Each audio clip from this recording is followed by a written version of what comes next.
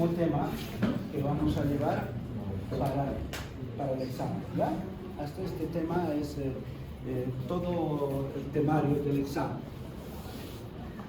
Ya les había manifestado en la anterior clase que el examen va a ser abierto. Preguntas abiertas, ¿no? Vamos a dar un ejemplo.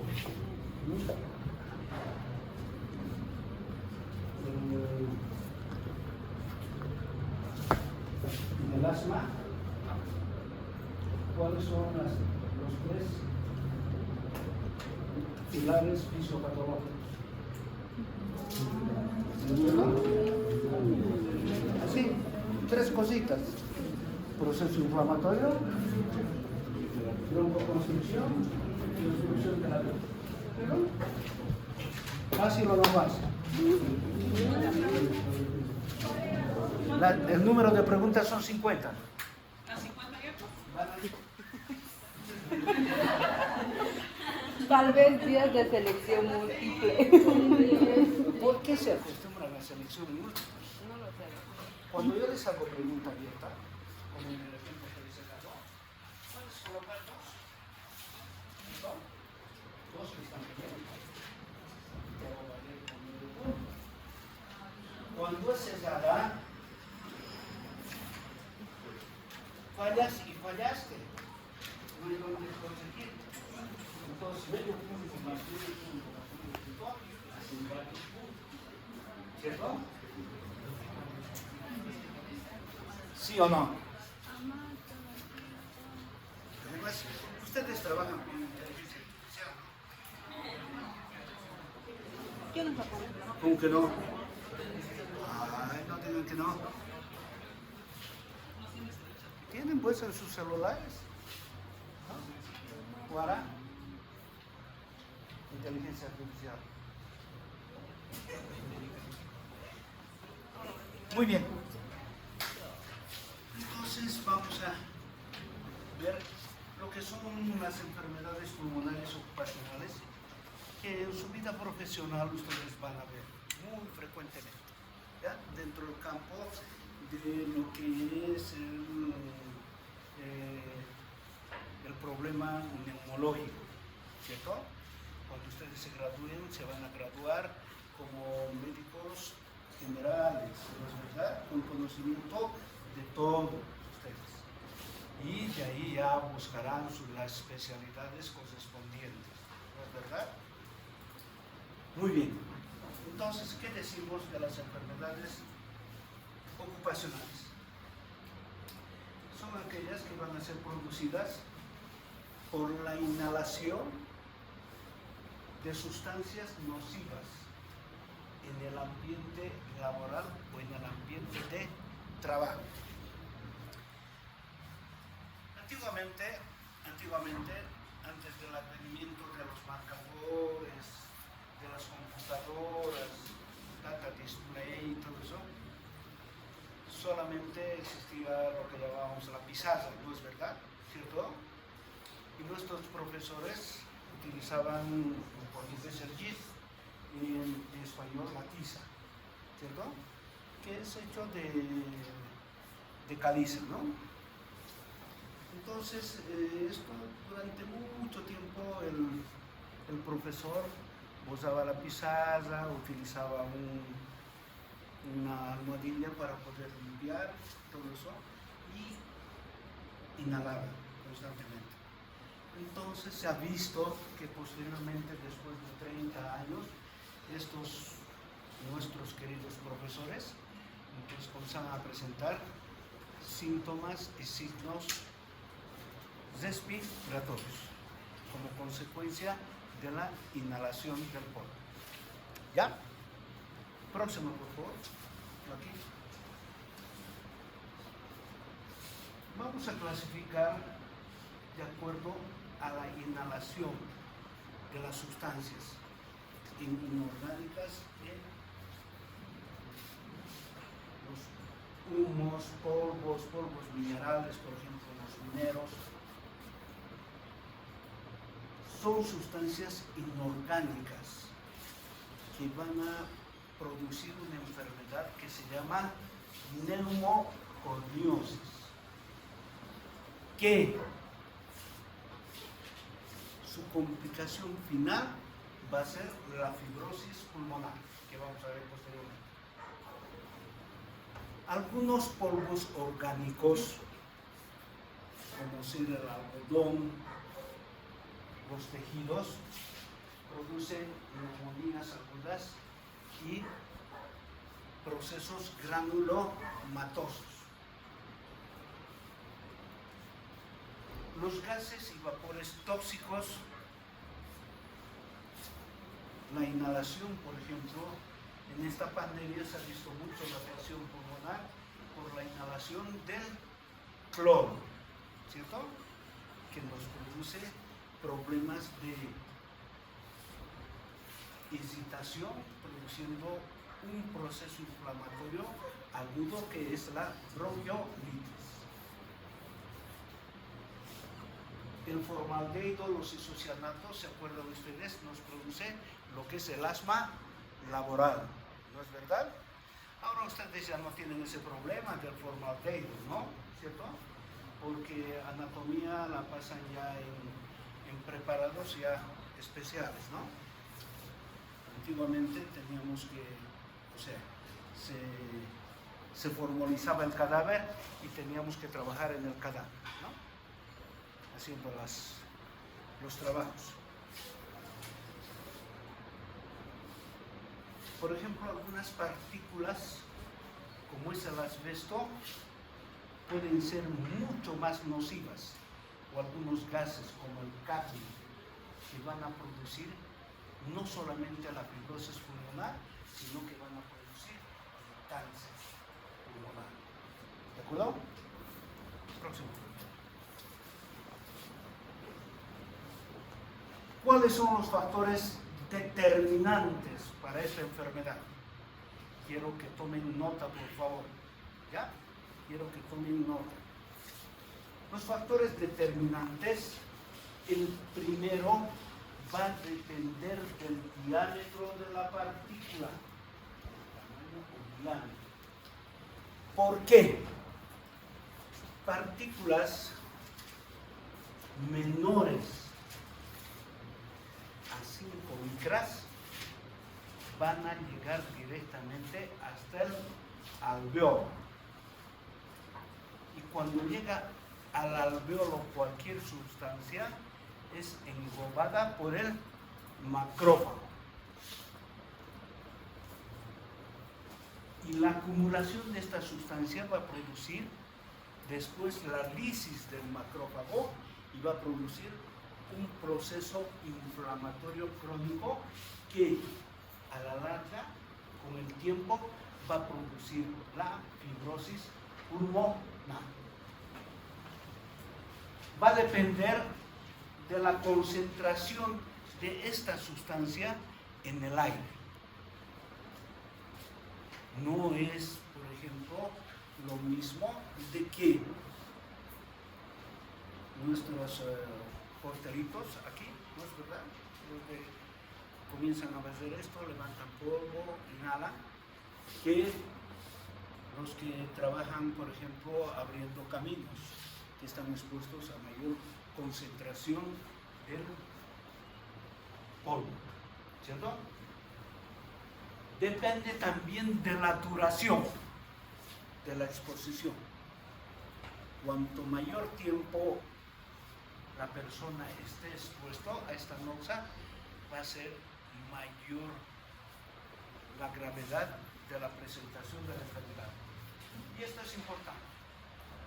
Factor genético o susceptibilidad individual. Esto se ha observado, por ejemplo, en trabajos muy importantes de que han hecho experimentos. En Bolivia, ustedes saben, tenemos muchos centros mineros, ¿no es verdad? Entonces, han preparado un grupo, como el de ustedes, por ejemplo, unos 10 individuos, y han ido a visitar el interior de la mina.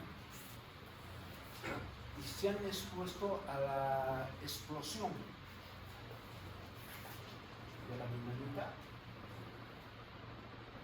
destruyendo la roca, todo, y viene el polvo.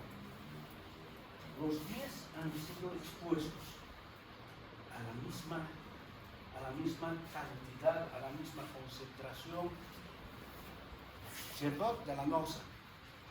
Pero a los 3 meses, algunos de ellos comienzan a presentar síntomas respiratorios de una neumoconiosis o de una silicosis aguda. Esto se debe a este factor, a que es un factor genético de susceptibilidad individual. ¿No es verdad? Entonces, no se olviden, son 4 factores, ¿no? ¿Cierto? Muy bien.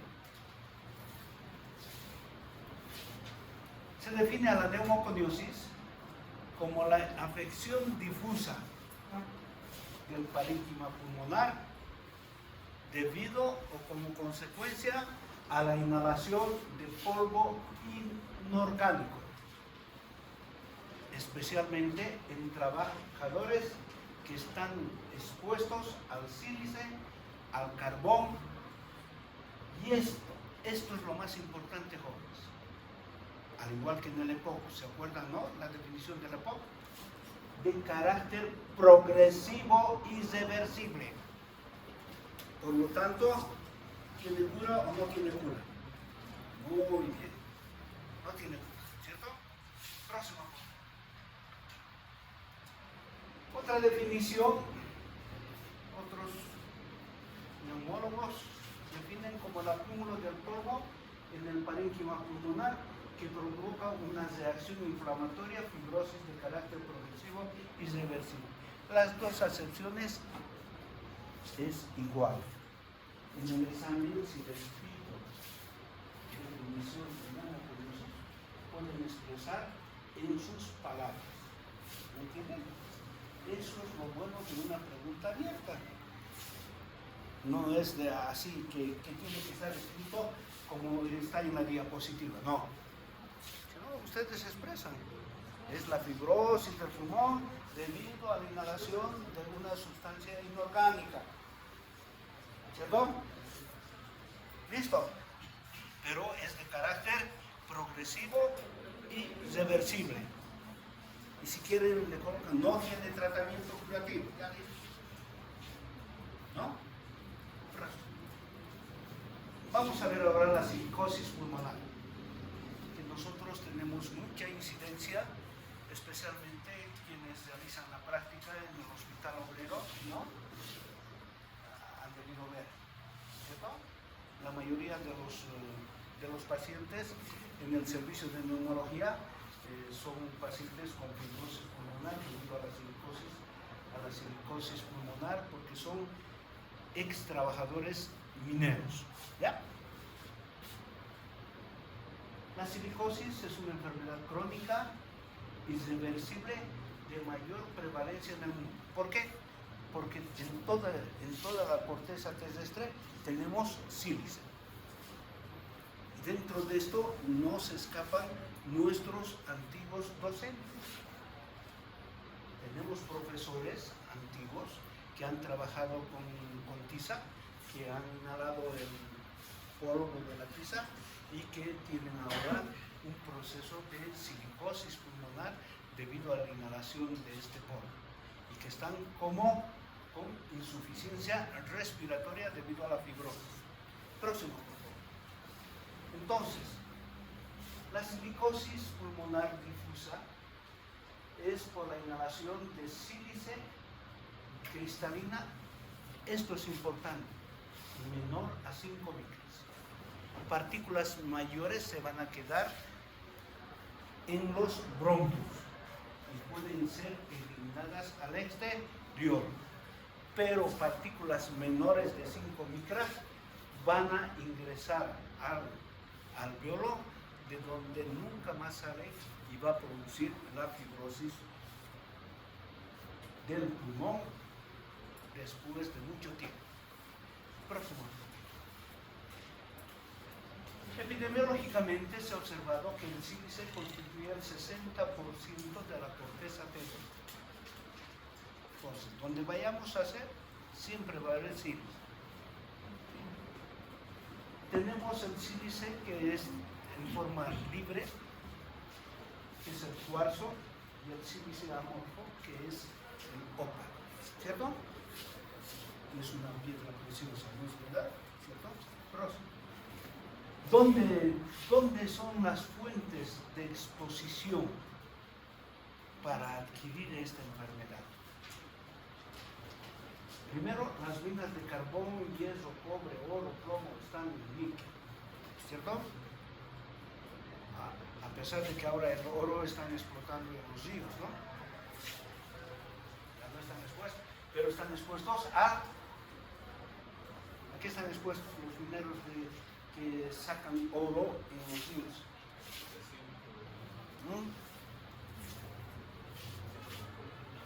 Al mercurio, que es mucho más grave. En las canteras, ¿qué quiere decir? Donde allí existen los que sacan piedra, mármol y eso, en aquellos que trabajan excavando los túneles, ¿cierto? Con mayor propensión. Próximo.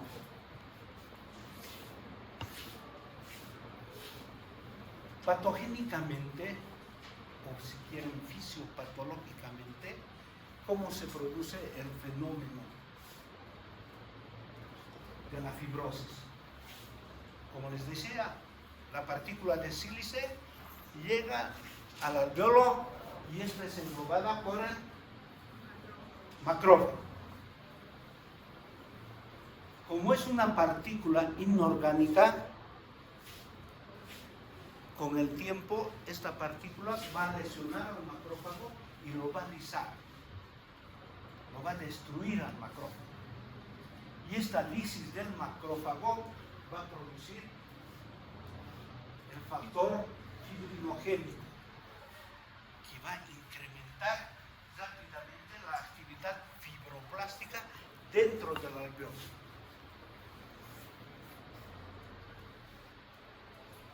Produce una reacción inmunológica antígeno-anticuerpo que se denomina autoantigénico, ¿cierto?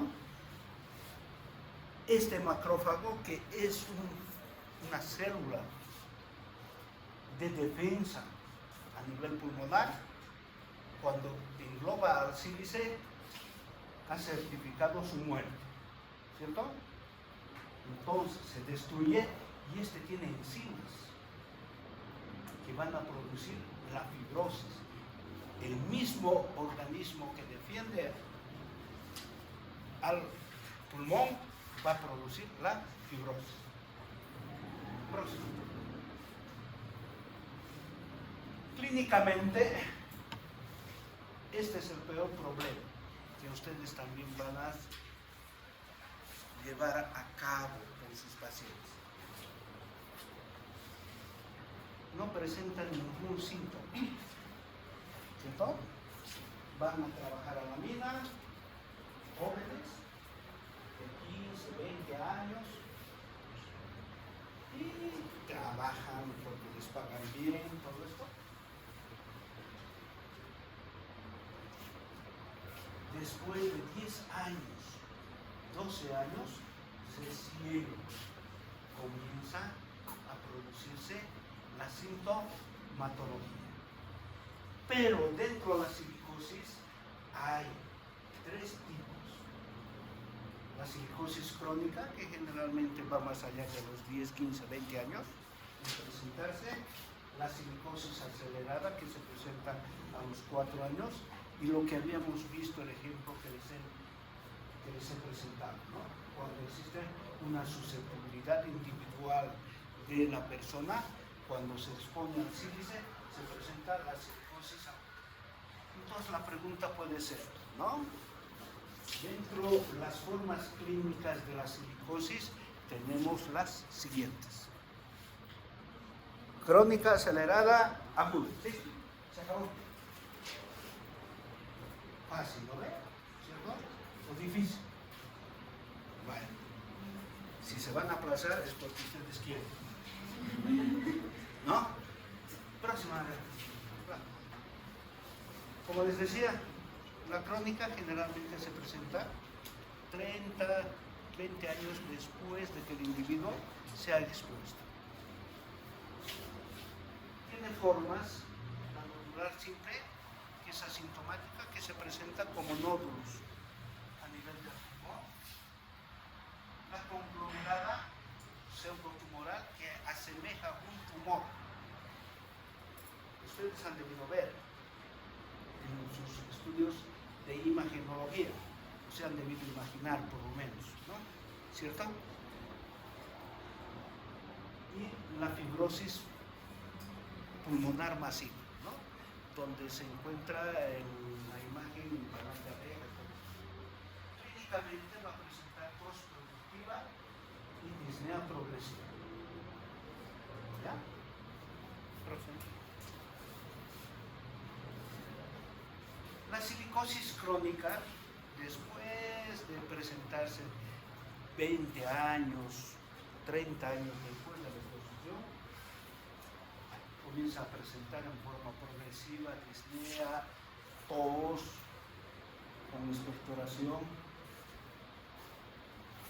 Como está fibrosado el pulmón, ya vamos a tener un cuadro importante que vamos a ver, que es la insuficiencia respiratoria crónica, no aguda, ¿cierto? Entonces, ya presentando eso, va a producir fisiopatológicamente esta fibrosis, aumento de la presión de la arteria pulmonar. ¿Cuánto es lo normal de la arteria pulmonar, su presión? 30, ¿no es verdad? Y a nivel del mar es de 25, 23 a 25, ¿cierto? Muy bien. Entonces, este aumento de la presión arterial pulmonar, ¿qué va a producir?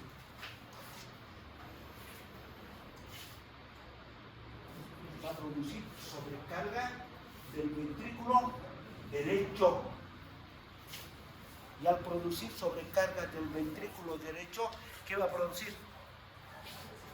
Insuficiencia cardíaca derecha, que ustedes van a llevar, ya han llevado en semiología y van a llevar en cardiología. Cuando se produce la insuficiencia cardíaca derecha como consecuencia de un problema pulmonar crónico, la fibrosis pulmonar debido a la silicosis, entonces estamos frente a un caso de cor pulmonar crónico. ¿Cierto? Comprendido, ¿no? Va a predisponer a las infecciones respiratorias, entre ellas la que más tenemos miedo en estos pacientes es la tuberculosis. Cuando tiene fibrosis pulmonar, el neumotórax espontáneo es muy frecuente. Y como consecuencia de la sobreinfección de tipo bronquial, vamos a tener cuadros de hemoptisis.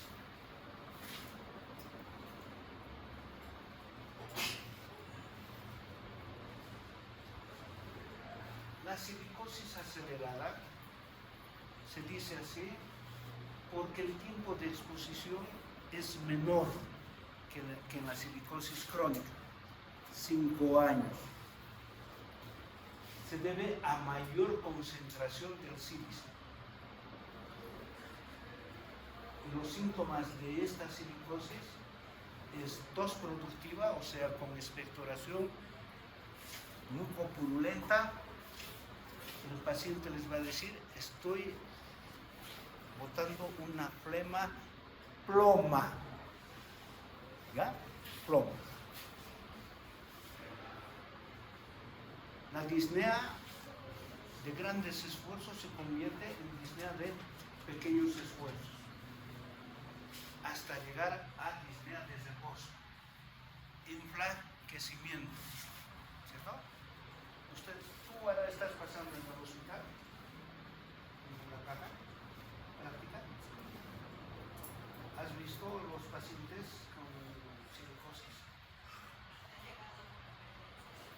Ah, en emergencia.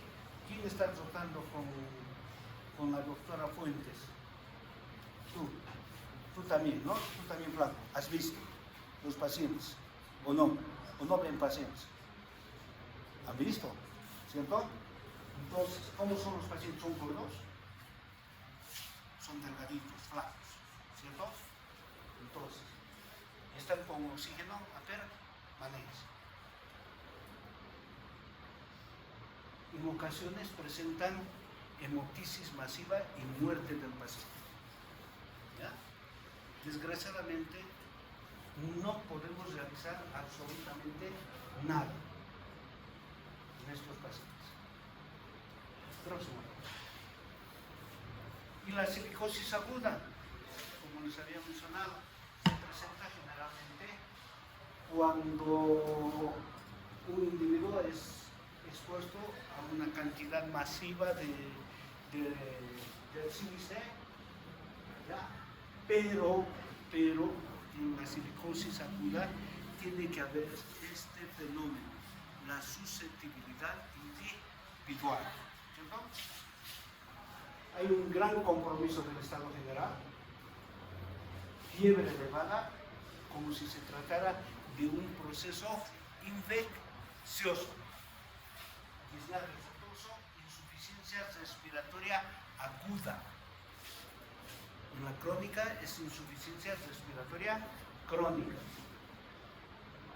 Y cuando les realizamos una prueba de función respiratoria, tenemos un proceso restrictivo severo, ¿cierto? O sea, por debajo del 20%. ¿Y qué parámetro vamos a ver para determinar el proceso restrictivo?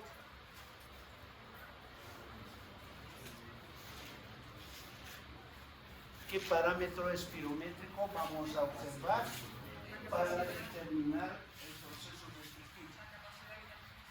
Eso, ¿no? ¿Cierto?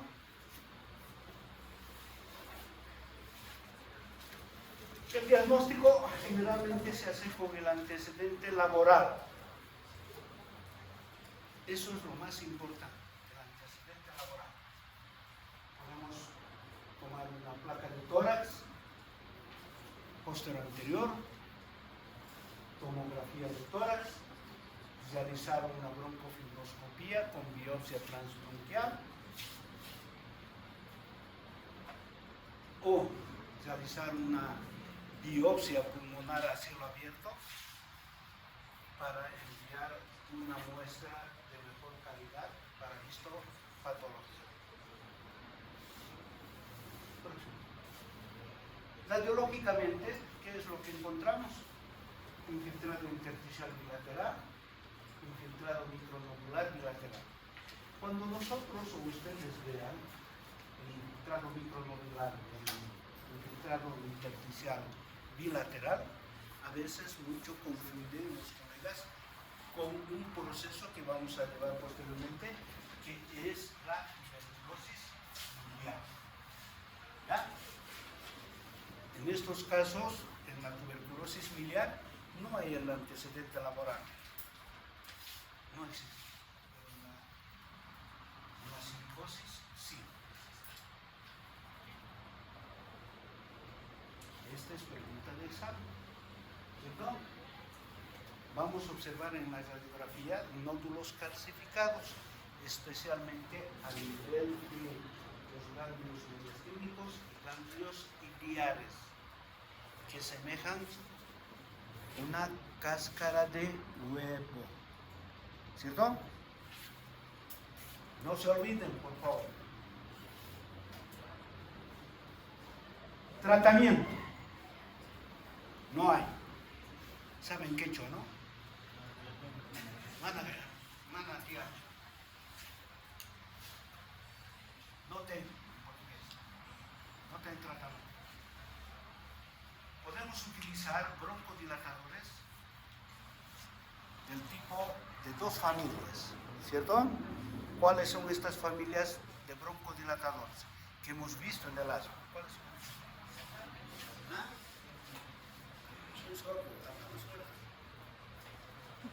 ¿Cuáles son? las familias. Muy bien. Una familia es los beta-2 adrenérgicos, no beta-2 bloqueadores. Beta-2 adrenérgicos. ¿Y la otra? No, los anticolinérgicos también. Hay otra familia que utilizamos mucho. Eso, las metilxantinas. Aminofilina, teofilina, ¿verdad? Esos. Utilizamos lo principal, oxígeno, terapia, ¿cierto? Podemos comenzar con una oxigenoterapia no de 5 minutos, no sirve para nada. Nosotros utilizamos por 12 horas, por 24 horas, por toda la vida. Y para desinflamar, entre comillas, corticosteroides a largo plazo, por toda la vida, a bajas dosis, ¿no? Eso es en cuanto se refiere a la silicosis. ¿Alguna pregunta? ¿Está todo comprendido? Muy bien. Ahora vamos a ver el otro. Este ya es un problema que se presenta en forma específica en aquellos trabajadores que trabajan en las minas de asbesto, ¿cierto? Pero también se ha visto en aquellos trabajadores que arreglan los frenos de los carros, las pastillas que llamamos, ¿no es verdad? ¿Cierto? Porque las pastillas son de asbesto. Y para colocar, entonces tienen que utilizar el lijado, ¿cierto? Tienen que pasar y se desprende el polvo. ¿Ya? Entonces, hay otros que utilizan en la confección de los trajes de los bomberos, tienen asbesto, ¿cierto? También están expuestos. ¿Ya? ¿Qué va a producir el asbesto? Produce una fibrosis difusa del parénquima pulmonar. ¿Ya?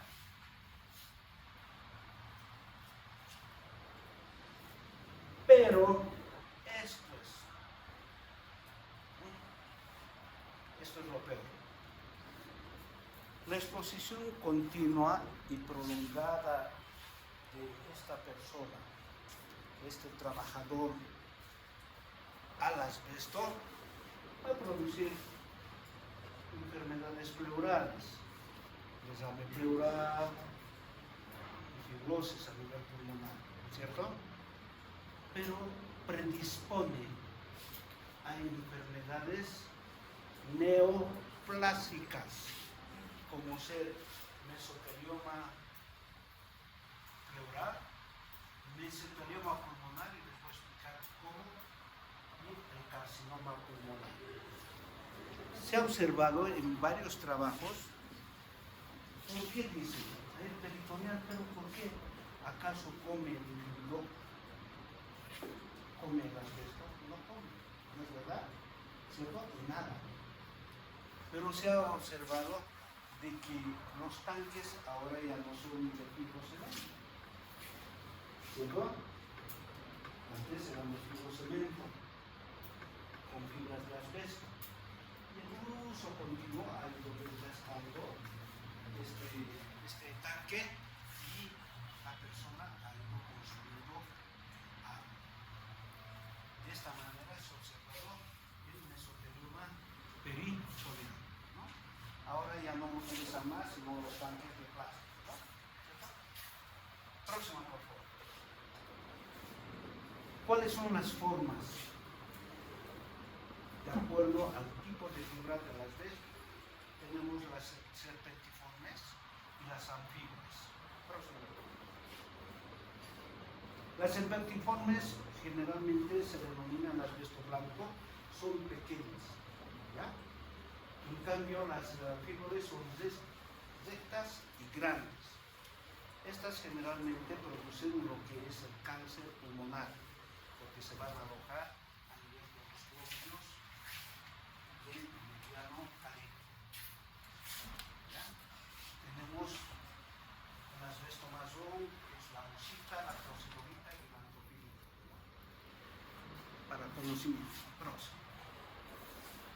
¿Cuáles son las fuentes de exposición? Las minas, la producción, extracción y transporte, ¿no? ¿Cierto? El proceso industrial, lo que les hablaba, en las tejas, tubos de cemento, pinturas, discos de freno, en la confección de los trajes de los bomberos, porque utilizan ahí el asbesto. El doméstico se ha observado, por ejemplo, que esto he visto en el Brasil, un caso de asbestosis pulmonar con cáncer. Era un trabajador que trabajaba en una mina de amianto, ¿cierto? De asbesto, y que llegaba a su casa con toda la ropa de trabajo, ¿no? Así, lleno de fibra de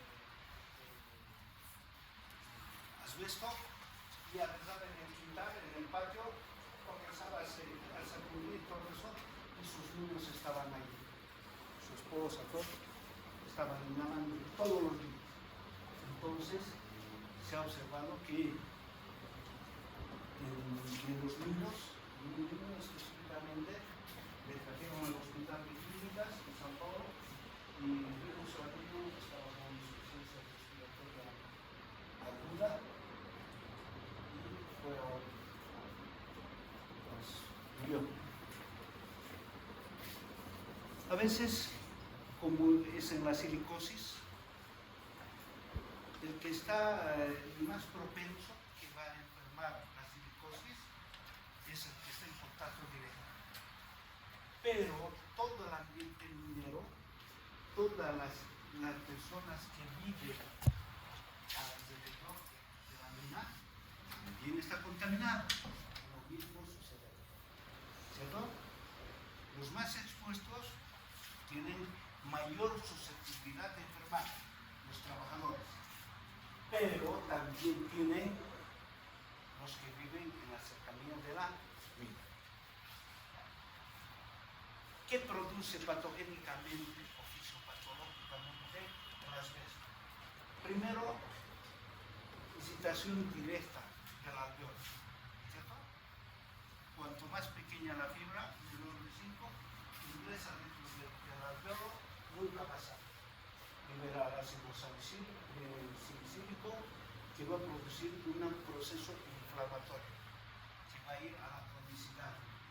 Esto va a liberar el factor de proliferación de fibroblastos, ¿cierto? Y una reacción autoinmune, ¿no? Y por último, reduce la fibrosis pulmonar. Esa es la fisiopatología de esta enfermedad. Al igual que en la silicosis, va a depender del grado de contaminación del aire inspirado. Va a depender del tiempo de exposición. Cuanto mayor tiempo, mayor susceptibilidad de que el individuo tenga la enfermedad. Del tipo de fibra inhalada, ¿cierto? Entonces, va a depender del tamaño de la partícula y los mecanismos de defensa que tenga el individuo, ¿no? A nivel pulmonar. Clínicamente presenta disnea de esfuerzo, tos, anorexia, astenia, dolor torácico, hasta llegar al colo pulmonar crónico, insuficiencia respiratoria y muerte del paciente. Pero cuando el individuo comienza a presentar pérdida de peso, hemoptisis, estamos frente a un caso de carcinoma pulmonar por asbesto. Si presenta examen pleural a repetición, estamos frente a un cuadro de mesotelioma que vamos a ver posteriormente. El diagnóstico, al igual que en la silicosis, la exposición crónica, ¿cierto? oral, hay un infiltrado de tipo luminal, lo mismo en la tomografía.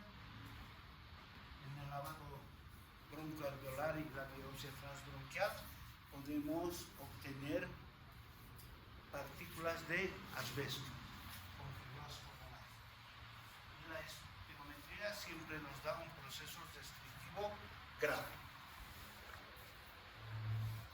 Tratamiento no hay. Sintomático, ¿cierto? Todo lo que hemos utilizado para la silicosis, utilizamos también para eso. Oxigenoterapia y el pronóstico es malo a corto plazo. Estos dos cuadros que acabamos de ver va a producir esto. ¿Cierto? Va a producir lo que es el endurecimiento o la cicatrización de nuestro parénquima pulmonar. ¿De acuerdo? Es la fibrosis pulmonar. Y definimos la fibrosis pulmonar como el estadio final de cicatrización del intersticio o parénquima pulmonar, como resultado de diferentes o distintos tipos de agresión. No solamente es el polvo, puede ser también problemas infecciosos como es la tuberculosis, ¿cierto? Que nos deja cicatriz. Próximo. Las causas generalmente de la fibrosis se deben a sustancias inorgánicas y biológicas como el sílice y el asbesto que acabamos de ver, ¿cierto? ¿Qué factores, ojo que es pregunta de examen, qué factores determinantes conoce usted para el proceso de la fibrosis pulmonar? Puede ser un proceso inflamatorio agudo del pulmón, como la neumonía necrotizante, la tuberculosis, ¿cierto? Cavitaria, que el estudio. O puede ser procesos de cicatrización de áreas pulmonares destruidos, como la tuberculosis, ¿cierto? Próximo, por favor. Ahora, ¿de qué va a depender la progresión de la fibrosis? De la persistencia del agente nocivo, de la cicatrización progresiva, irreversible, de que exista una reacción antígeno-anticuerpo, de cuerpo extraño, ¿cierto? Y esto sí que es en nuestro medio, ¿no? Cara a cara, ¿cierto? Imposibilidad de eliminación de contaminantes ambientales, ¿cierto? Difícil. El smog no puedes eliminar. Próximo. ¿Cuáles son los síntomas y signos de la fibrosis? Disnea, tos, seca, progresiva. Aquí ya vemos signos de insuficiencia respiratoria extrapulmonar, la acropaquia o dedos en palillo de tambor, ¿cierto? Cianosis, taquipnea, tiraje, y podemos ocultar estertores o crepitaciones. En la radiografía de tórax van a encontrar una imagen en canal de Abeles. O sea, está todo destruido con hiperinsuflación, retención de aire. Proceso restrictivo grave, ¿cierto? Y una prueba de función respiratoria invasiva, que es la gasometría, nos va a dar una acidosis respiratoria, presión de oxígeno bajo y dióxido de carbono elevado, acidosis respiratoria. Podemos solicitar tomografía, nos va a dar con mayor amplitud la calidad de ese pulmón, ¿no?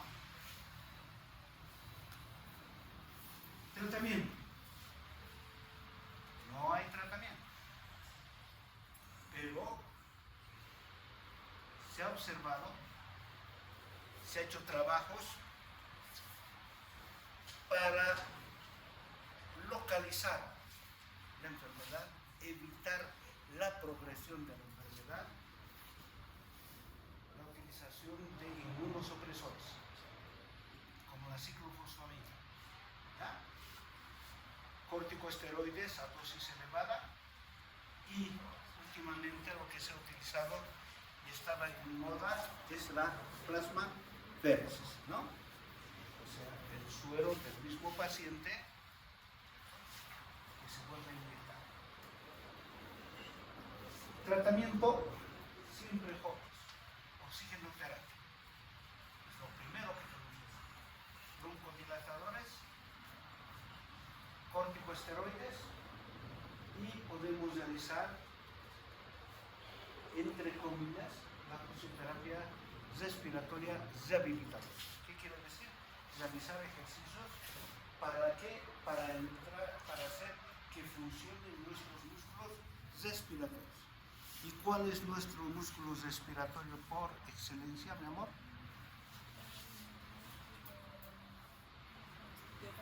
El diafragma, ¿no?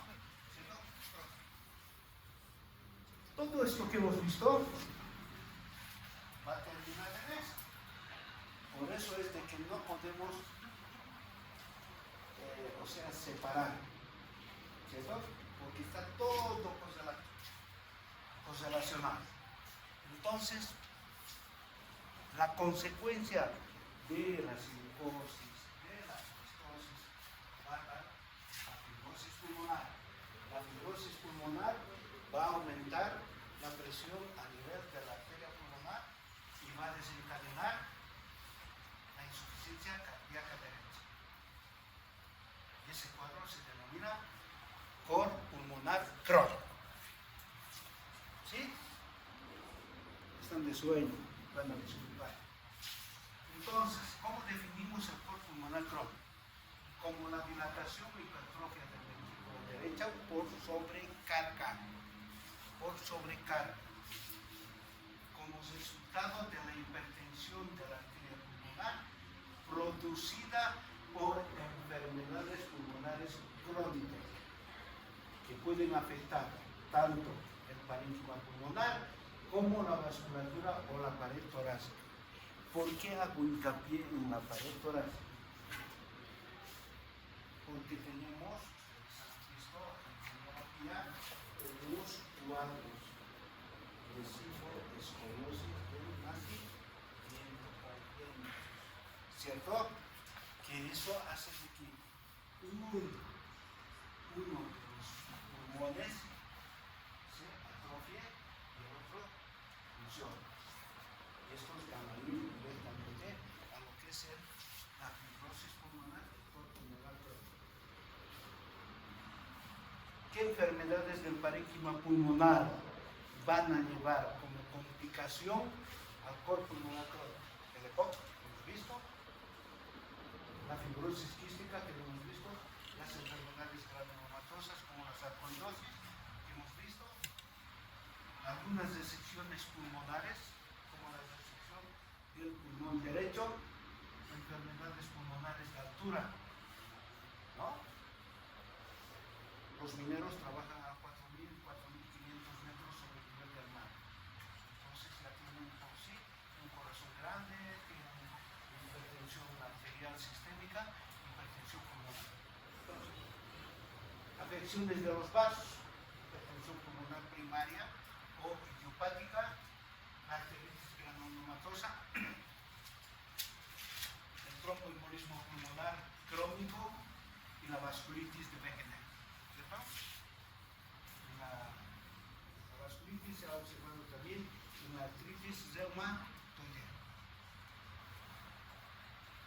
Patologías de la caja torácica, cifoescoliosis, la toracoplastía, que ahora ya no se hace, y la pleura o fibrosis de la pleura. Y encarcela al parénquima pulmonar. Fisiopatológicamente, el pulmón va a sobrecargar al corazón derecho, ¿cierto? Al aumentar la resistencia de la red vascular pulmonar por dos mecanismos. Pregunta de examen, por favor. Dale, por reducción del lecho vascular pulmonar, entre los cuales tenemos la destrucción, como el enfisema que hemos visto, hay destrucción de los alveolos, por la resección, que es la cirugía, lobectomía, pneumoctomía, obliteración, por lo que es el tromboembolismo pulmonar, y la constricción del parénquima pulmonar debido al neumotórax. Por aumento de la viscosidad sanguínea, eritrosis secundaria, o denominada antiguamente como la poliglobulina. No se van a olvidar. Por lo tanto, el cor pulmonar crónico puede ser de tipo hipóxico, donde falta oxígeno, e hipertenso. La hipoxia alveolar, ¿cierto? Que hemos mencionado ya los factores que van a producir esto, como la eritrosis secundaria por falta de oxígeno en la altura, ¿cierto? El organismo se defiende produciendo mayor cantidad de glóbulos rojos. Por eso se denomina eritrocitosis secundaria, porque las plaquetas y los glóbulos blancos no aumentan. Y el hipertenso por la fibrosis del intersticio pulmonar, donde no existe eritrocitosis. ¿Ya? ¿Qué factores van a predisponer al cor pulmonar crónico?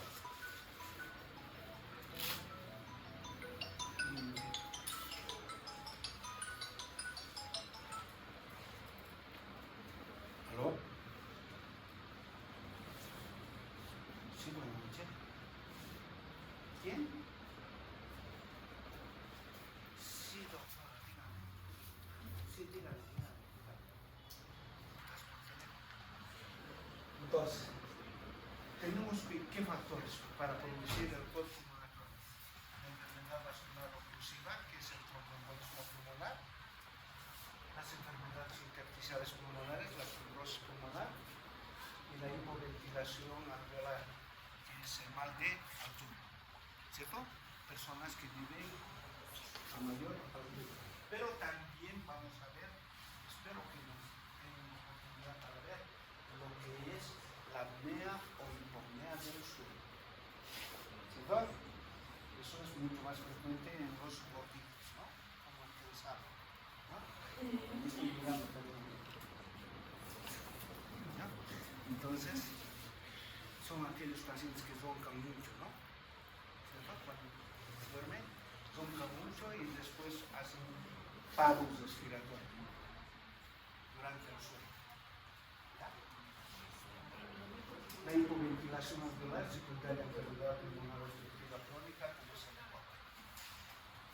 Enfisema pulmonar, ¿no? ¿Cuál es la clínica de esta enfermedad? Disnea, fatiga fácil, dolor torácico, síntomas y signos de insuficiencia cardíaca. Ahora sí. A ver, la guardia. ¿Cuáles son los síntomas y signos que van a buscar en un síndrome de insuficiencia cardíaca?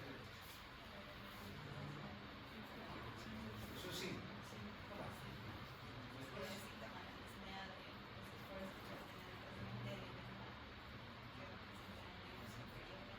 Sí.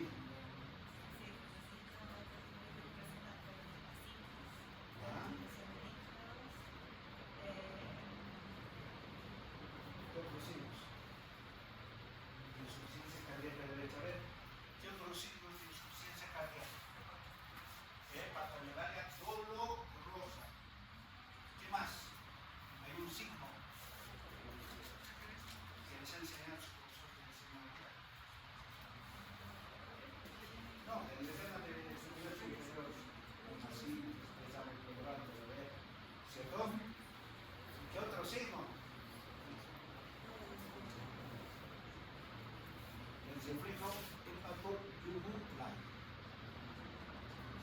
Se comprime el hígado y aumenta la presión en la yugular, ¿no? Eso, muy bien. Pero, a ver, jóvenes, todas estas patologías respiratorias, a veces con compromiso cardíaco, se me olvidó colocar, tos. No hay patologías respiratorias que no tengan tos. ¿De acuerdo?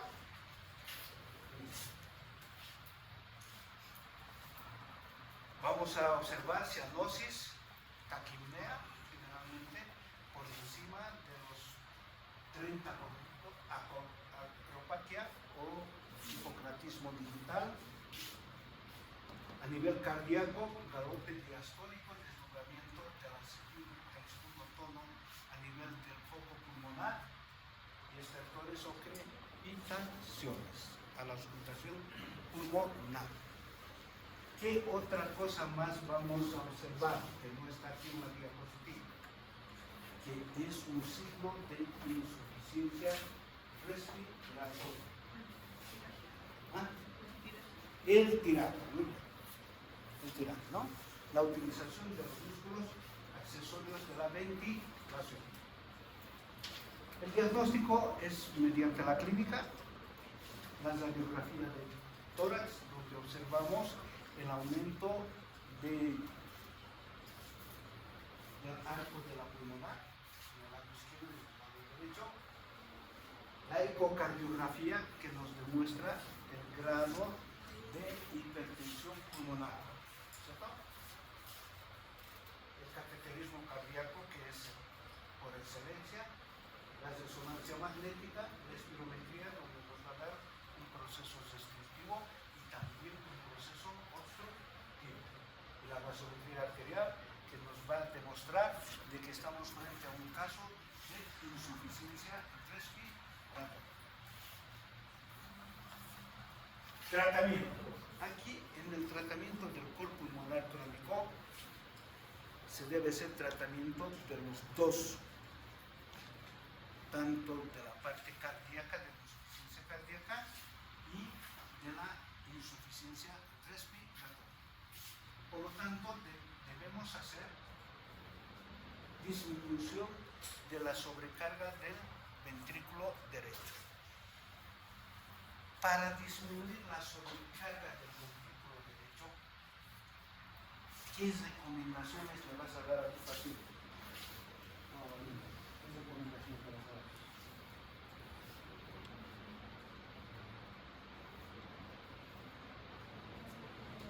Para la insuficiencia cardíaca derecha, ¿qué recomendaciones le vas a dar? ¿Qué es lo primero que debemos recalcarle a ese paciente? A veces parece ser fácil, ¿no?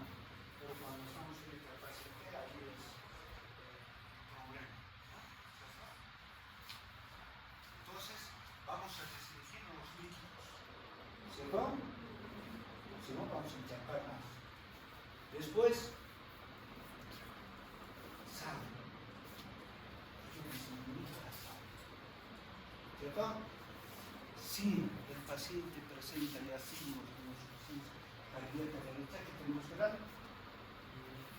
Diuréticos, ¿cierto? ¿No es verdad? Para mejorar la motilidad cardíaca, digital, ¿no es verdad? Luego hay que hacer el alivio de la hipoxemia. Entonces, ¿qué le vamos a dar? Oxígeno. No le van a dar oxígeno seco, por favor. Oxígeno húmedo. Una de las causas de óbitos de los pacientes que han estado con insuficiencia respiratoria durante el COVID ha sido ese fenómeno. Dar oxígeno seco a los pacientes, ¿cierto? Porque pensaban que al darle oxígeno húmedo iba a transmitir la enfermedad. Lo único que han hecho es fibrosar más rápidamente el parénquima pulmonar. Como ya estaba con insuficiencia, entonces una ayudita para irse abajo, ¿no? Y alivio de la hipercambio, ¿no? Hay que hacerle, fuera de la oxigenoterapia, debemos darle inhalaciones con bolsa para evitar la sobrecarga del dióxido de carbono. Lo que les decía, ¿no? Restricción salina, reposo, oxígeno húmedo a permanencia. Si tiene eritrocitos secundarias, se debe hacer las flebotomías o sangrías terapéuticas. Y hacer la fisioterapia respiratoria rehabilitadora. Diuréticos digitálicos, vasodilatadores, ¿ya? Broncodilatadores, la cafeína y el famoso Viagra. ¿Ya? No solamente es para lo que están pensando, que se toma, ¿no? No, en serio, en serio. Hablando en serio, varias farmacéuticas, cuando les prescribíamos a las señoras, prescribíamos el sildenafil, ¿no? Que iba a la farmacia. No, yo creo que se ha equivocado en su médico. Esto es solamente para los varones. No, en serio. ¿No? O si no diga una persona de la tercera edad, no, esto le va a hacer daño a usted, porque esto solamente es para los jóvenes.